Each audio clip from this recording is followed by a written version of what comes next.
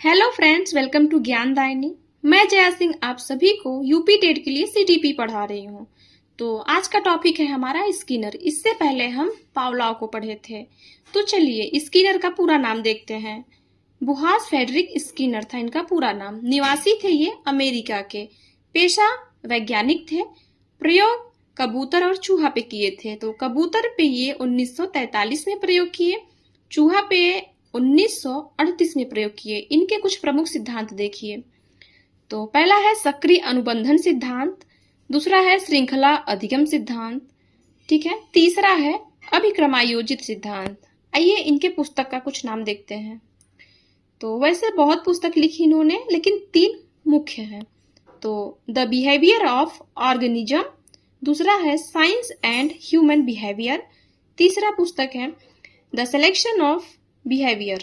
ठीक, आइए स्किनर के प्रमुख सिद्धांत देखते हैं। स्किनर ने कई सिद्धांतों की रचना की है। इनमें से प्रमुख निम्नलिखित हैं। पहला है विलोपन का सिद्धांत, तो एक्सटिंक्शन थ्योरी। आइए देखते हैं। पहले जिस कार्य के लिए पुरस्कृत किया गया था, अगर उसी कार्य के लिए बाद में दंडित किया जाए तो धीरे धीरे उस कार्य का विलोपन हो जाएगा। जैसे जब खटका यानी कि लीवर दबाने पर भोजन न देकर बिजली का झटका दिया जाता है तो खटका दबाना बंद हो जाता है। ठीक है। दूसरा सिद्धांत है स्किनर का दंड का विभाजन, टाइप्स ऑफ पनिशमेंट। स्किनर ने दंड के दो प्रकार बताए हैं। कौन कौन से? सकारात्मक दंड और नकारात्मक दंड। तो पहला देखेंगे सकारात्मक दंड यानी कि पॉजिटिव पनिशमेंट। ठीक है। ऐसा दंड जिससे मिलने वाला फायदा खोने की संभावना न हो। ठीक है। ऐसा दंड जिससे मिलने वाला फायदा खोने की संभावना न हो, उसे सकारात्मक दंड कहा जाता है। जैसे विद्यालय में झगड़ा करने वाले छात्र को फटकार लगाकर छोड़ देना, लेकिन छात्रवृत्ति से वंचित न करना। भले वो छात्र कुछ भी करे, उसका छात्रवृत्ति नहीं रुकना चाहिए। ठीक है। तो ये सकारात्मक दंड हो जाएगा आपका। नकारात्मक दंड देख लीजिए, निगेटिव पनिशमेंट। तो ऐसा दंड जिससे मिलने वाला फायदा या पुरस्कार आंशिक रूप से या पूर्ण रूप से होने की संभावना हो, उसे नकारात्मक दंड कहा जाता है। ठीक। जैसे चोरी करते पकड़े गए कर्मचारी की 5 दिन की सैलरी काट लेना। अगर वो चोरी कर रहा है और उसकी सैलरी काट ले रहा है तो इसका मतलब है कि उस पर नकारात्मक प्रभाव पड़ेगा। ठीक है, ये नकारात्मक दंड होगा। तो तीसरा देखिए स्किनर का प्रशिक्षण का विभाजन। ठीक, टाइप्स ऑफ ट्रेनिंग। तो स्किनर ने प्रशिक्षण के भी दो प्रकार बताए हैं जो निम्नलिखित हैं। कौन कौन से हैं? पुरस्कार प्रशिक्षण और दंड प्रशिक्षण। तो आइए दोनों को एक एक करके देख लेते हैं। तो देखिए पहला है पुरस्कार प्रशिक्षण, रिवॉर्ड ट्रेनिंग। जब किसी व्यवहार का अनुक्रिया यानी कि रिस्पॉन्स को सिखाने के लिए प्राणी को पुरस्कृत किया जाए तो उसे पुरस्कार प्रशिक्षण कहा जाएगा।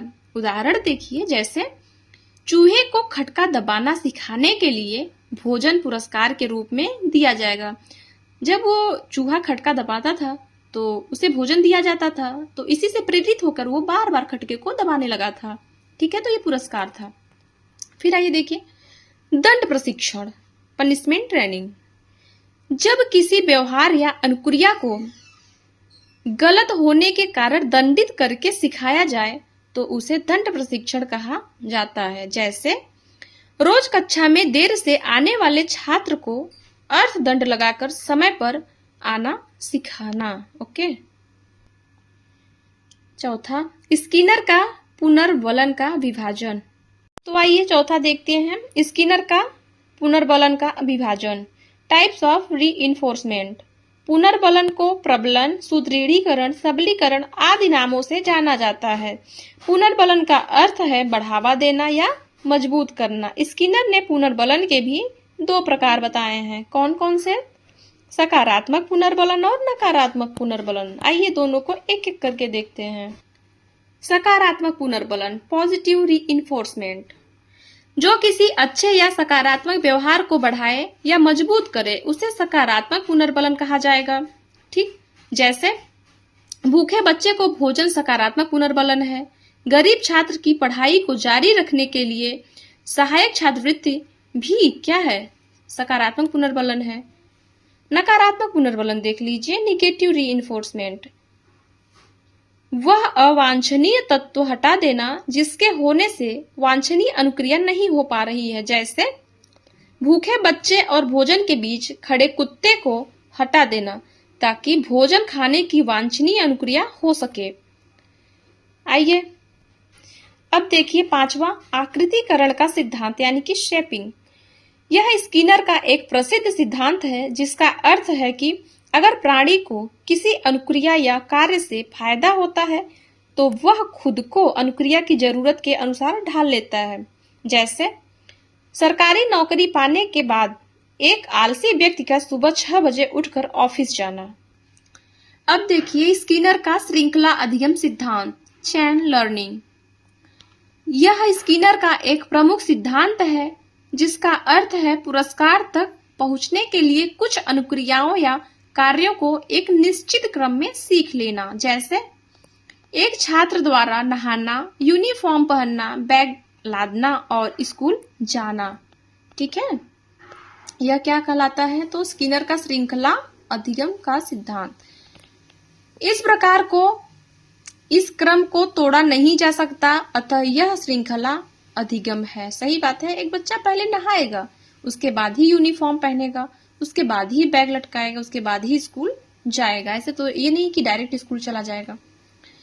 तो स्किनर का भाषा विकास का सिद्धांत देखिए, स्किनर ने भाषा विकास का एक सिद्धांत दिया है।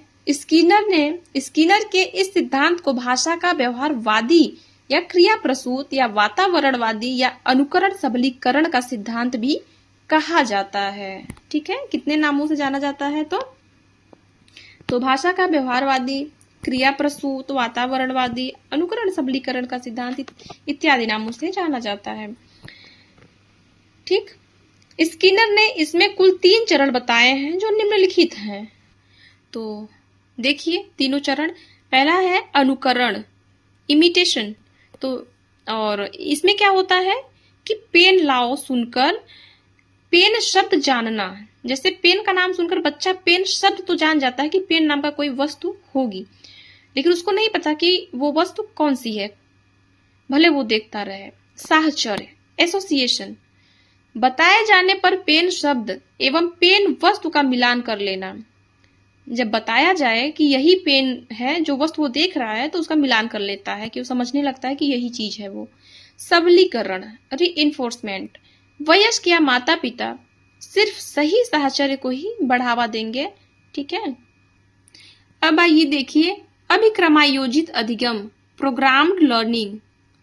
यह सिद्धांत स्किनर के सबसे प्रसिद्ध सिद्धांतों में से, ठीक है, सबसे प्रसिद्ध सिद्धांतों में से एक है, जिसे कार्यक्रमित अधिगम भी कहा जाता है। स्किनर ने यह सिद्धांत शिक्षण मशीन के जनक सिडनी प्रेसी से प्रभावित होकर बनाया था। किससे प्रभावित होकर? सिडनी प्रेसी से।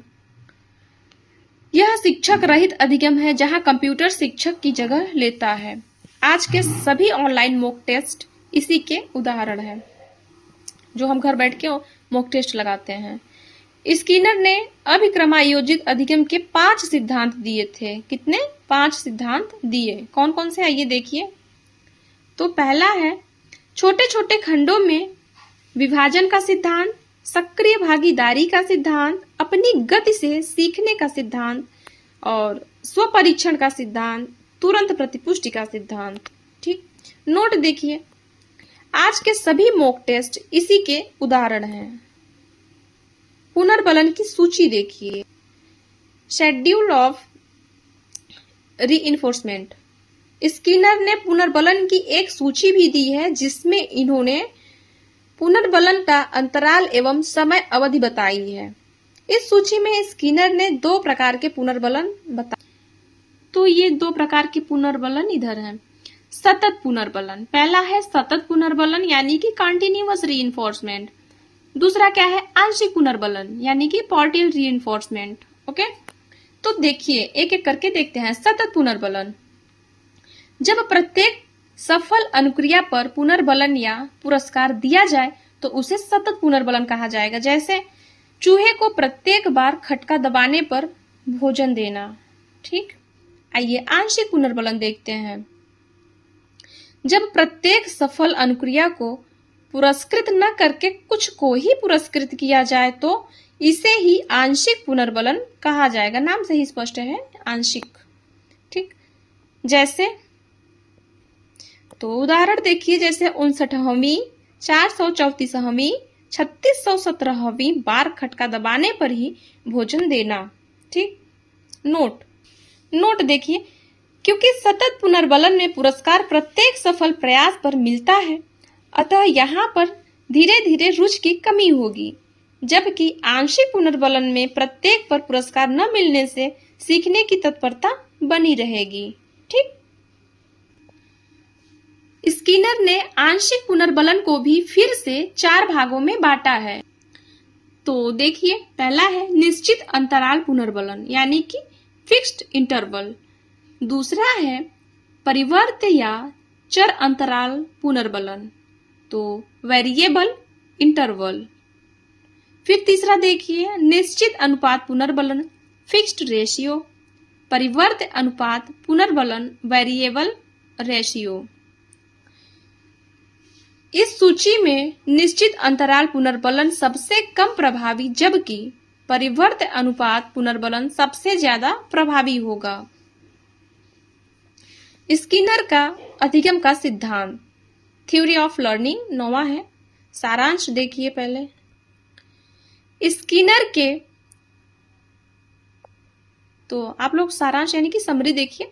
स्किनर के अधिगम के सिद्धांत के अनुसार कोई भी व्यक्ति किसी अनुक्रिया को तभी करेगा जब उसे उस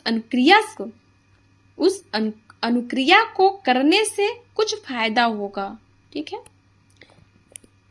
जैसे देखिए, क्योंकि स्किनर ने अनुक्रिया पर जोर दिया है। किस पे जोर दिया है? अनुक्रिया पर जोर दिया है। इसलिए उनका सिद्धांत क्रिया प्रसूत या आर टाइप अनुबंधन कहलाता है। आर टाइप यानी रिस्पॉन्स। तो आइए स्किनर के सिद्धांतों के नाम देखते हैं, क्योंकि एक ही सिद्धांत को कई नामों से जाना जाता है। तो परीक्षा में किसी भी नाम को देकर पूछ लिया जाएगा तो सब जानते रहेंगे तो कर ले जाएंगे। स्किनर का अधिगम का सिद्धांत कई नामों से जाना जाता है जो निम्नलिखित है। देखिए, तो आइए सारे सिद्धांत के नामों को देख लेते हैं।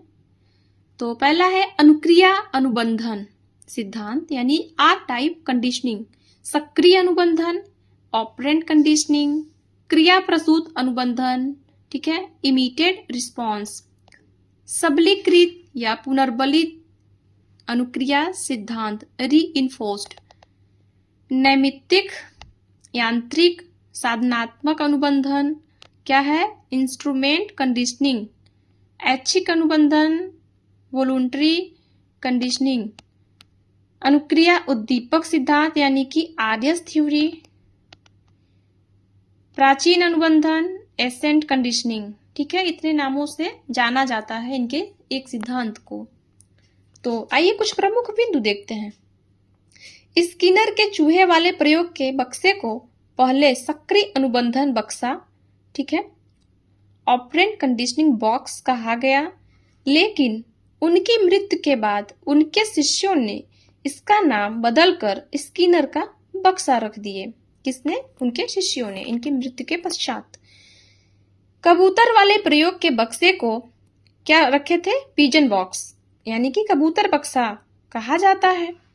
इन दोनों बक्सों के आविष्कारक भी स्किनर ही थे, क्योंकि वे पेशे से एक वैज्ञानिक थे। पेशे से क्या थे? एक वैज्ञानिक थे।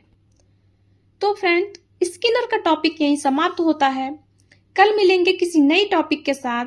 तो आप लोग पढ़ते रहिए, मिलते हैं नेक्स्ट क्लास में। तब तक के लिए जय हिंद।